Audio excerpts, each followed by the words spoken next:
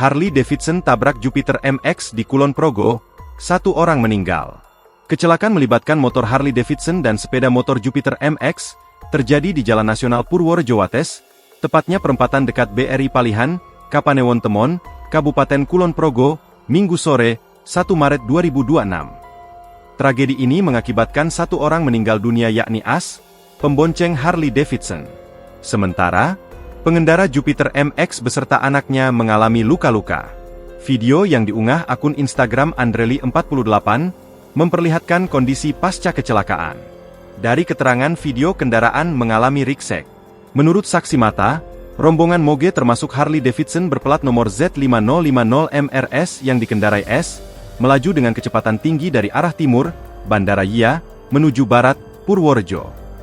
Sesaat sebelum tabrakan, pengendara Harley disebut berusaha menyalip kendaraan lain di depannya dengan mengambil lajur kanan. Pada saat yang bersamaan, pengendara Jupiter MX yang berboncengan dengan anaknya muncul dari arah selatan dan hendak menyeberang jalan, langsung ditabrak. Akibat dari tabrakan tersebut anak yang dibonceng motor Jupiter langsung terlempar ke selokan, sementara pengendara moge terlempar ke irigasi. Kerasnya benturan membuat moge Harley Davidson tersebut terseret hingga sekitar 20 meter dari titik tabrakan awal, mengakibatkan kerusakan parah pada bagian depan dan bodi motor.